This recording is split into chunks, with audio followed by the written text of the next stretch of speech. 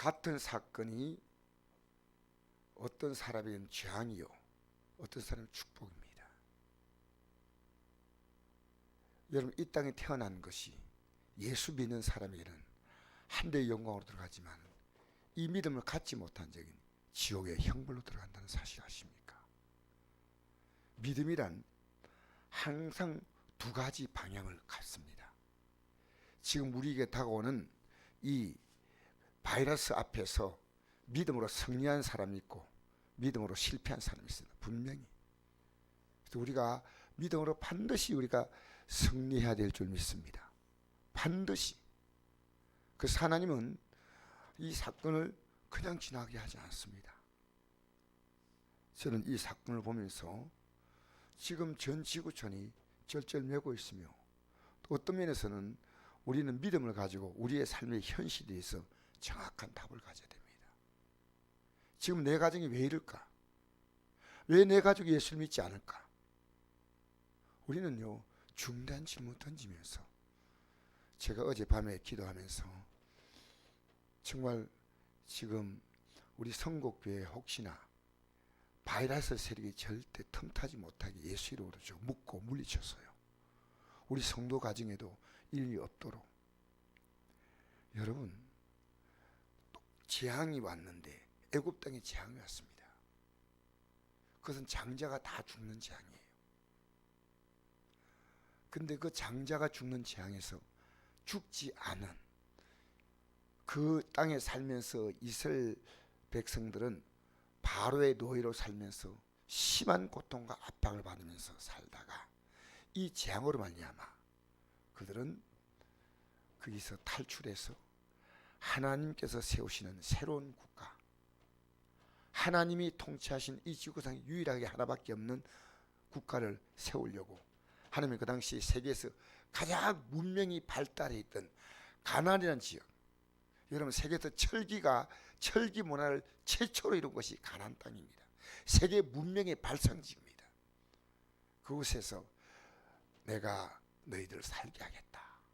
그래서 똑같은 사건인데 애굽 땅에는 초상집이 되어버렸고 이스라엘 백성들은 출애굽합니다. 정말 놀라운 겁니다. 근데 여러분, 애굽 사람들이 다 죽었을까요? 이스라엘 사람들은 다 나왔을까요? 아니에요. 이것을 가르는 중요한 기준인데 그것이 바로 어린 양의 피를 문술주에 바르는 겁니다. 그래서 여기 어떤 내용이 나오냐면요, 38절에 수많은 잡족과, 이 잡족이 누굽니까? 애굽 땅에서는 그 당시에 세계에서 가장 문화가 발달된, 지금으로 보면 미국의 뉴욕 같은 곳입니다. 그렇게 이 세계에 번영된 도시에 모였던 사람들 가운데 잡족입니다. 이스라엘 민족이 아닌 사람들이에요.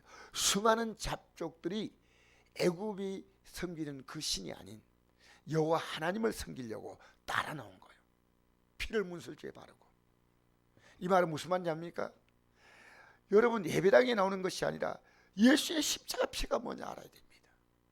예수의 십자가 피가 가슴에 묻지 아니하면 기독교를요, 종교를 하면 안 됩니다. 종교는 이 땅에서 복 받는 거죠. 물론 종교를 가지고 이제 자기들이 어떤 삶을 얘기하지만 그건 자체가 희미합니다. 기독교는 처음부터 색깔이 선명한 거예요. 이 땅의 삶에 소망을 두는 게 아니고 이 땅의 삶에서 하나님이 우리에게 분명히 계심을 보여주면서 이제부터 우리는 영원한 삶, 영광된 삶. 베드로전서 1장 8절 보니까 1장 6절 보니까요, 1장 6절 보니까 우리가 이 어려움을 만나는 것은 우리가 믿음을 키우기 위한 시련인데 결국 우리가 예수 그리스도 앞에서 칭찬과 영광과 존귀를 받는다는 것입니다. 그리고 8절에 보니까 말할 수 없는 영광스러운 즐거움으로 우리가 이 구원의 날을 바라보면서 기뻐한다. 말할 수 없는 영광.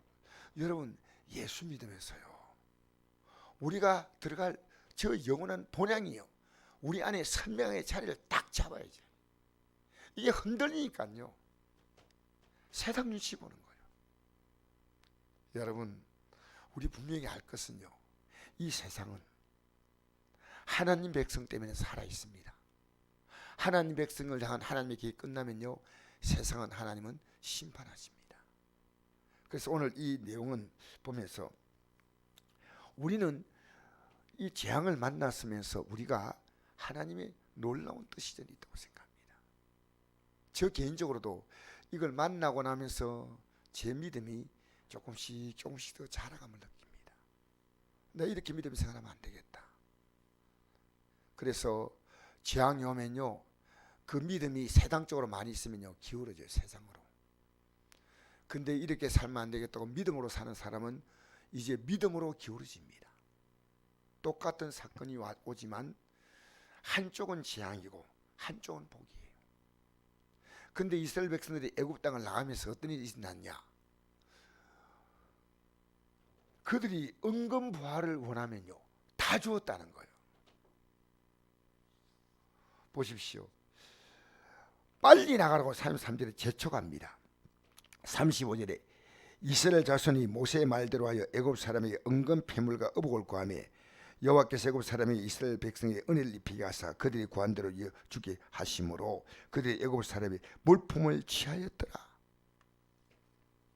여러분, 하나님 백성이요, 하나님 백성이 이 땅의 삶에서 우리가요, 하나님이 때가 되면요, 다 이 땅에서 복을 받아요.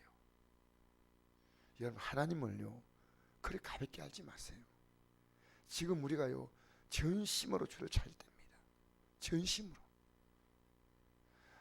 오히려 우리가 여기서 우리는 담대하게 예수의 십자가의 공로의 피를 여러분의 가정에 뿌리십시오. 여러분 심령에 뿌리십시오. 우리는 이럴 때 세상을 따라서 기가 죽으면 안 되고요, 우리가 믿는 주님이 어떤가 저들 앞에서 우리가 이야기할 수 있는 좋은 기회라고 생각합니다. 좋은 기회입니다. 이 세상에서 이 바이러스 앞에서 여러분, 유럽도 벌벌 뜹니다. 제가 보니까 유럽의 대부분 국가들이 지금 다 확진자가 나왔다. 대부분 국가들이. 스페인 같은 경우는요, 감당을 못하는 거예요. 좀 있으면 지금 이스라엘, 이탈리아를 따라잡을 것 같다는 그런 생각이에요. 여러분, 우린 재앙 앞에서요, 하나님의 메시지를 들어야 합니다. 그리고 주를 바라봐야 합니다. 그래서 우리가 성경에는 이렇게 나옵니다. 데살로니가전서 5장 23절을 보니까 평강의 하나님이 친히 너희를 온전히 거룩하게 하시며 또 너희 온 몸과 혼과 몸이 우리 주 예수 그리스도께서 강림하실 때 흠없게 보존되기 원한다. 하나님은 우리를 흠없게 보존시키시는데, 사랑하는 성도 여러분, 우리는 오늘 아십시오. 이들이 애굽 땅에 나올 때 초라한 사람들이 아니었습니다. 하나님의 군대였다는 사실 아십시오. 우리 읽어볼까요? 40절 41절 시작. 이스라엘 자손이 애굽에서 거주한 지 430년이라 430년이 끝나는 그날에 여호와의 군대가 다 애굽 땅에서 나왔은즉. 그들은 노예입니다. 아무것도 무기도 없습니다. 그러나 여호와의 군대라 말은 하나님이 그들을 지켜주시다. 그들을 대항할 자가 없어요. 그 홍해를 지나갈 때 애국 군대가 따라오지만 그 군대를 수장을 시킵니다. 왜 기독교인들이요, 이 세상 앞에서 우리가 기가 죽어야 됩니까? 우리는 가족들과의 관계도 가능한 한 화목해야 됩니다. 그러나 그들의 영에 눌리면 안 됩니다. 그들의 영에 눌리지 마십시오. 그래서 우리가 기도하고 반드시 우리는 이 바이러스 사태를요, 믿음으로 승리해야 됩니다. 믿음으로 잘 통과하시기 바랍니다. 그리고 우리가 하나님의 군대라는 사실을 잊지 말게 되시기를 주의 이름으로 축복합니다. 오늘 이 아침에 여러분의 가정을 향해서 기도하십시오. 여러분 가정을 향해 기도하십시오. 여러분 자신이 이 믿음에 굳게 서도록 우리 기도하고 믿음으로 승리해야 될 줄 믿습니다.